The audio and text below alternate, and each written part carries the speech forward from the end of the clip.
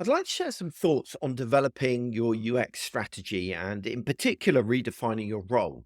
It's a topic that I feel is particularly important at the moment, with UX leaders all over the place facing plenty of challenges, from under resourced teams to the ongoing pressure of delivering measurable business benefits. And I can't help but feel that by clarifying our role and articulating a clear strategic vision, we'll be able to navigate these challenges better and demonstrate the true value of UX to our colleagues, clients, and management.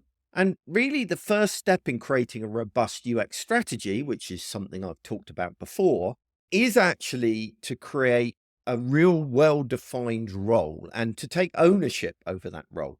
Too often, UX professionals allow others who do not fully grasp the nuances of user experience to define what it is that we should be doing. And this means that our skills and our potential end up being misdirected towards tasks that don't really reflect our core strengths.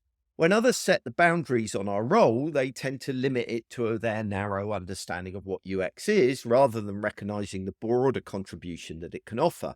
In my experience, UX leaders who take the initiative to clearly define their roles have a far bigger impact in their organizations.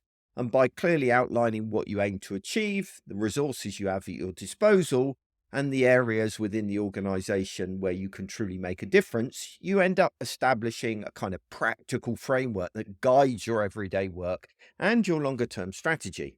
And in my work with UX leaders, I've observed a common pattern. Those who wait for others to shape their responsibilities often find themselves stuck in reactive mode. The most successful leaders I've coached have learned to take a step back, assess what their organization needs, and identify where UX can have a genuine value. This proactive approach helps them align their work with organizational objectives and demonstrate the strategic impact of a well defined UX role. One common pitfall that many UX professionals face is centering their role around delivery of projects handed down by other stakeholders. While executing projects is important, a truly effective design leader looks beyond just implementation. Your role should focus on embedding UX best practice across the entire organization, and that means investing in training others, empowering colleagues with the knowledge and skills to champion user experience design. It involves creating resources where you develop tools and documentation that standardizes best practice and supports consistent UX efforts, and setting standards where you have clear policies and guidelines that steer design direction and drives long-term improvement. In line with this broader approach, any UX strategy that we end up producing should emphasize these tactics, frameworks, and policies over the minutiae of individual projects, timelines, or milestones. Timelines in particular tend to become outdated quickly, and a flexible strategy based approach focusing on your vision remains relevant and impactful over time. Basically, you're wasting your time including specific projects and Gantt charts and timelines in any strategy because it will just become out of date. Once you have a clear understanding of your role, the next step is to develop a strategic vision for UX within your organization. Think of this vision as your personal blueprint, a concise statement of what you hope to achieve and how UX can contribute to overall success. This isn't about reinventing the wheel, it's about aligning your expertise with the organizational needs that already exist and setting realistic and measurable goals. Start by considering what the organization truly values. Is it higher conversion rate, improved customer retention, or a more intuitive digital experience? Your strategic vision should reflect these priorities. For example, if conversion metrics is important, explain how refining the user experience can directly impact these figures. Ground your strategy in practical examples such as insights from A/B testing or iterative design improvements to clearly show the connection between your work and the organizational outcomes. It's also important to assess the resources currently available to you. Instead of dwelling on what might ideally be available, focus on tools and data that you have right now, whether it's existing user research, current design assets, or the people in your team. Working within these constraints allows you to create a realistic strategy and lays the groundwork for gradual, meaningful improvement. Finally, consider where you'll make the real impact within your organization. This might involve refining internal processes, adopting new methodologies, or generally shifting the cultural mindset towards a more user centric approach.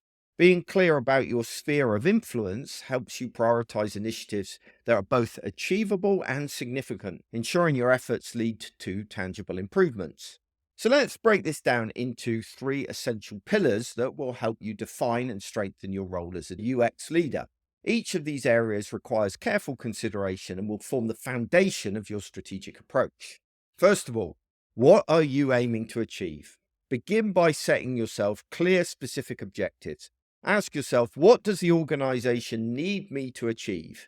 These goals should be tied to measurable business outcomes, and whether it's enhancing customer engagement, reducing bounce rate, or improving overall usability, having a well-defined set of targets will guide your strategy and help demonstrate its impact over time. Second, what resources are currently available? Take a practical look at the resources at your disposal. Focus on the data, the tools, and the people you already have. This straightforward approach not only builds credibility with your colleagues, but also allows you to secure early wins that can support further investment in UX initiatives down the line. It's about making the best of what you have available already rather than chasing ideal solutions that might not be feasible right away.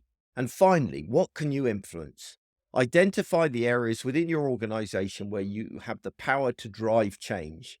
This might involve closer collaboration with the development team, or influencing the product and roadmap, or simply sharing insights on the importance of UX with your peers. By understanding your sphere of influence, you can focus on projects that are both manageable and meaningful, ensuring that your efforts lead to clear improvements. Remember, defining a role isn't a one-time task.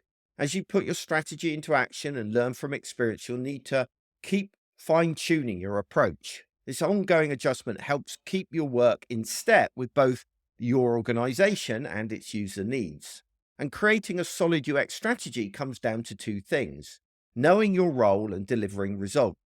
When you take charge of your role, set clear goals, make the most of what you have, and focus on areas you can influence, then you're going to set yourself up to be of real value to the organization. So I hope this gives you some food for thought about what your role is as a UX leader.